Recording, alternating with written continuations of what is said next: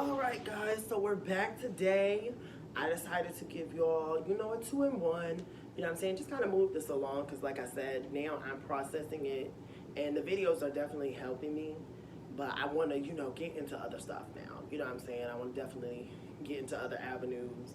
There's a lot of trends and stuff that I want to do. I definitely want to try to, eat this certain amount of colored foods for, 24 hours. There's other stuff I want to do, but I do want to get through this saga first.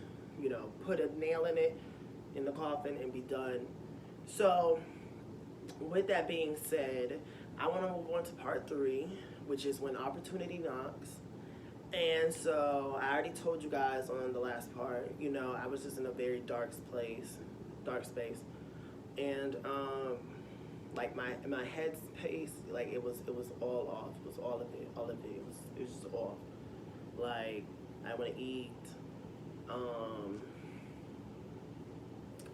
I slept when I could. Some days I oversleep, or not even oversleep because I can't really, I wouldn't allow myself to sleep because, I feel like I don't deserve it almost, because in essence, the truth of the matter is I put myself in this situation to an extent, you know what I'm saying? I wasn't dealt a fair hand, but, as I said, even I sat there and thought, and some other people pointed out, like, granted, I don't take no offense to them pointing this out because they weren't there, when I was being, mentally abused, verbally abused, and almost physically abused. So they weren't there for that, you know what I'm saying? But even myself, I sat there and thought, I should just pay the $200 a month and just, dealt with it. You know what I'm saying? But I'm sorry. I can overall say now I'm glad I didn't do that. You know what I'm saying? And I mean, maybe if things had turned out differently, I mean, if I don't even want to go over if, ands, and buts about it. You know what I'm saying? But I'm glad with the decisions I made as far as that situation goes. So this is where things take a turn for the good. And at this point, I'm speaking to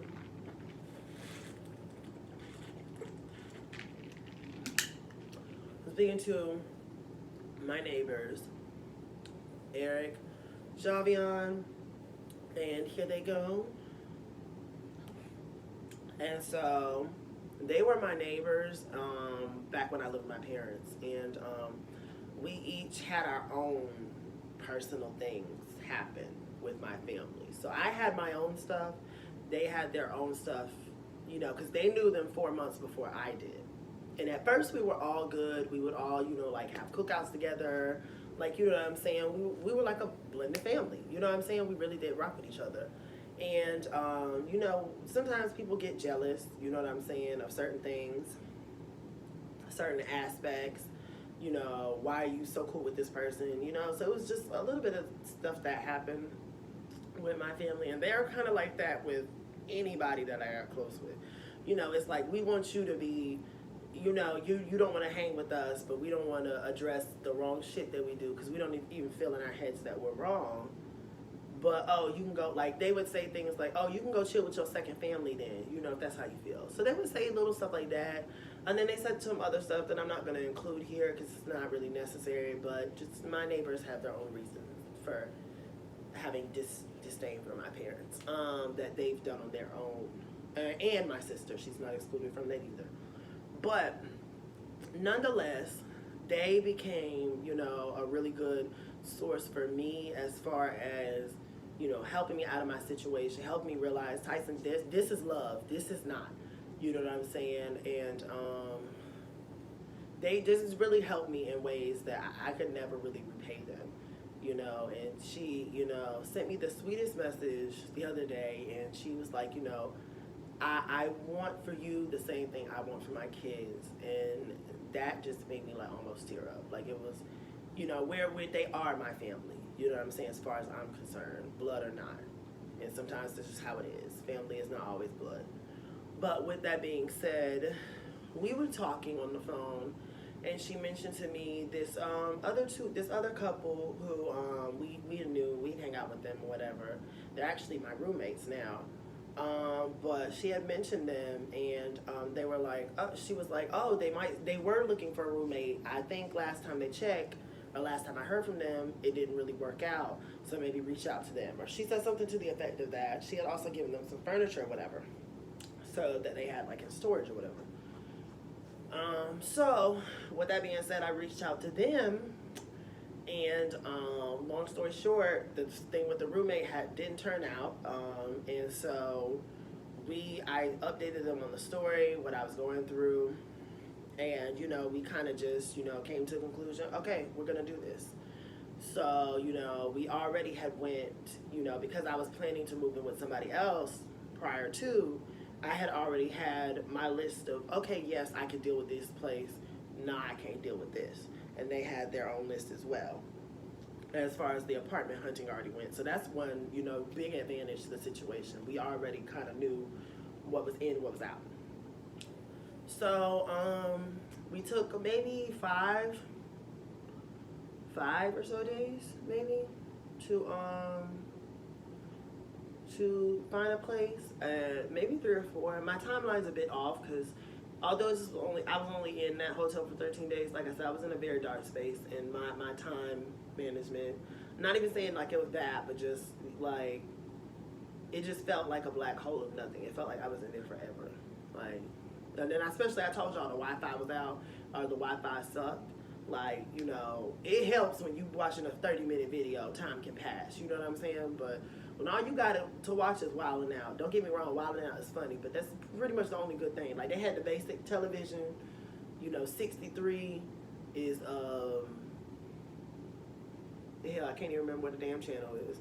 They had that shit going on, you know what I'm saying? And all hotels should at least have, like, a TV box at this point, I believe. But nonetheless, whatever. Don't stay at the Hawthorne, like I said. But we had our own stuff in mind. Our own, yeses and nos in mind already. So we took maybe about 3 or 4 days. And, oof, I'm not even going to lie. I ran into Dream House. And we ended up having to go with another place. But, this place, it had like a pond with fish that was stocked every day or something like that. You fished, whatever you caught, you kept. I was loving that place. Oh, I still got it's still in my head. It's still in my head for when this lease is up. But nonetheless, so we, figuring out the business side of it, the lease amount as far as that, they do have a pet. So, just figuring out all the particulars, talking about all that stuff. And in the next few days, we pretty much nailed it, and ended up in an apartment. We ended up, I just talked to the leasing people. We all vibed very well. They had a little spin the wheel thing, so you can get a certain amount of stuff off. So that was good. And I like the, if you follow me on Facebook or, are friends with me, you did see the video that I posted. So, the pool's nice. The atmosphere is nice. And yeah, we pretty much, we put the pen to the dotted line. And now we're here. So, yeah, it ended up turning out to be, going from a very dark space to, a little bit more light shining in, you know what I'm saying? A huge light at the end of the tunnel, you know what I'm saying? And don't get me wrong, we still, figuring each other out as far as roommates go. That's to be expected though. But I definitely can say I'm in a better situation now than I was 2 months ago, you know what I'm saying? 3 months ago. And that just goes to show you, you don't have to be your toxic situation. You don't have to put up with it. You don't have to deal with it. Oh, just because we're family, that doesn't mean shit. It does not mean jack shit. You need to know your fucking worth.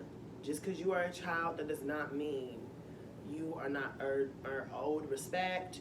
It is not disrespectful. And now I'm talking to the black community. I think I might have touched on this in my last video. It's not disrespectful for your child to ask you questions, to ask you how things work. Mommy, why is that like that? That's not disrespectful to ask a fucking question.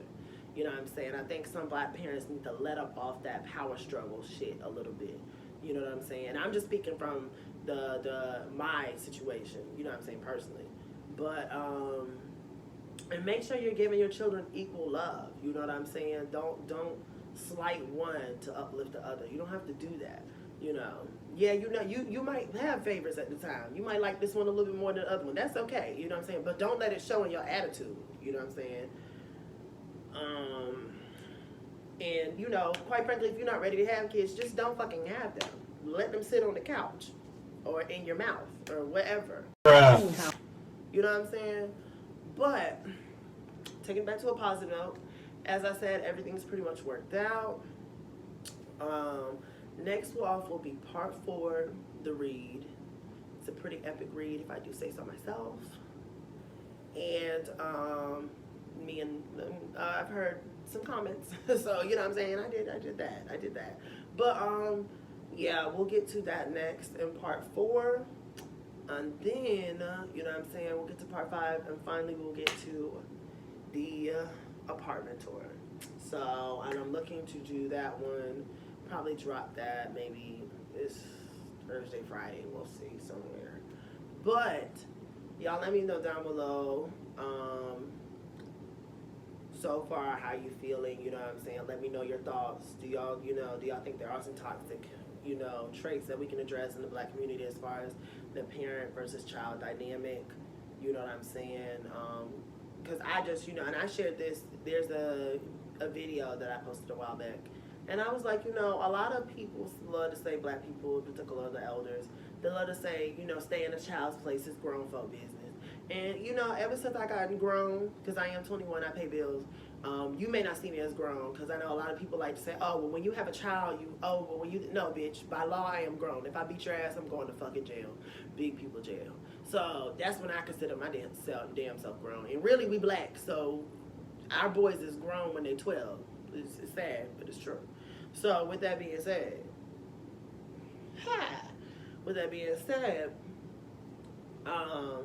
a lot of y'all still, you know, you just got older. You still gossip.